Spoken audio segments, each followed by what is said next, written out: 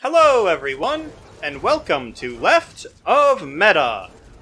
The idea behind this series is to highlight some decent to good sets that can be good for either newer players who want a good starting point to work from, or for older players who just want to mess around and look at some of the sets that aren't Reliquin, Sororia, Yolnahkrin, and Olorime for their DPS tanks and healers. And before we get into the actual sets, a couple of very quick ground rules. First off, these sets will always be Overland PvP, crafted sets, or base game dungeons. And they will be tested alongside other sets, which will be listed in the video and linked in the description below. For the most part, those sets will be Leviathan from Crypt of Parts and the Maelstrom Bow for stamina characters, Mother's Sorrow from Deshaan and the Maelstrom Staff for Magicka characters, Spell Power Cure and the Master's Resto Staff from White Gold Tower for healers, and Ebon Armory for tanks. This week's set is Strength of the Automaton, found in Darkshade Caverns. It's a medium armor set that grants the following benefits. At 2 items, it adds 657 weapon critical.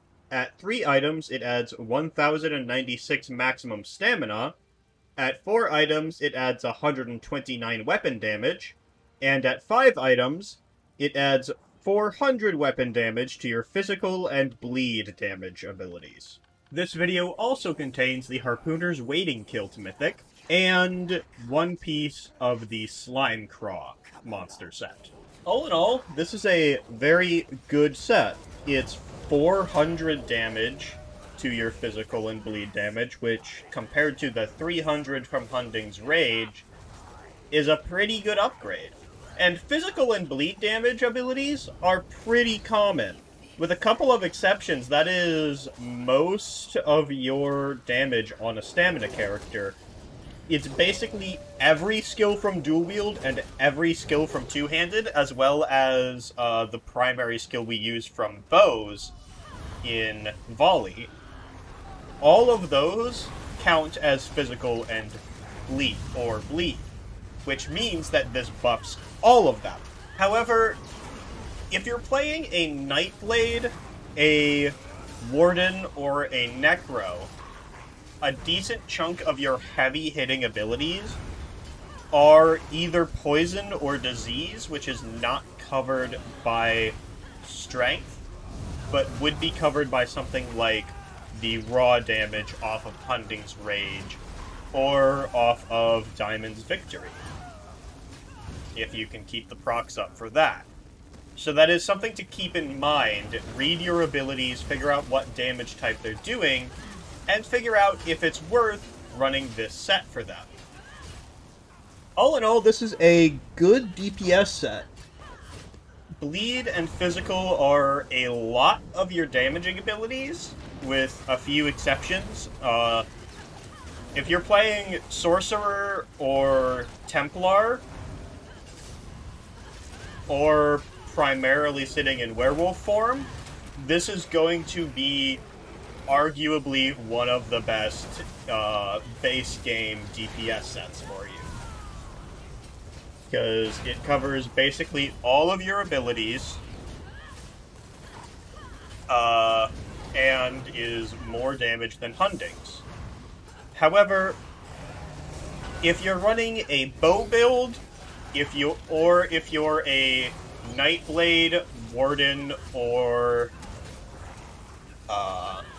Necromancer, then this isn't going to cover a lot of your harder hitting abilities. For Nightblade, both your Execute in Killer's Blade and Assassin's Guile, the Deadly Focus damage ability, are disease damage. And those are 2 of the harder hitting things in your rotation. Now, most of your damage on that class ends up being from physical sources, with things like Surprise Attack, Shrouded Daggers, and Volley. But it is still worth noting that you are losing those two. Necromancer, Blast Bones, Siphon, Venom Skull. All of your class abilities that have stamina morphs are doing disease damage. For Warden, your Shulks are poison, and that is the hardest hitting ability you can ever put on a Warden. So, all in all, it's a really good set, but you need to understand what it is and isn't buffing, and plan whether or not you want to run it accordingly. I hope you all enjoyed this video, and this is going to be a bit of a different outro. So, this video is going to be the end of Left of Meta Season 1.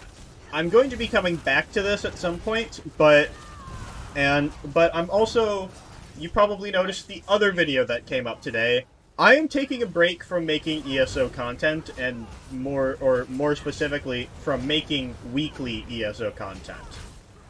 So, this is going to be the last Left of Meta for a while. It will be coming back in the future, but this is, for now, goodbye to this series. I hope you all enjoyed watching. Feel free to comment and like and subscribe and all of that jazz, and I will see you all in the next video.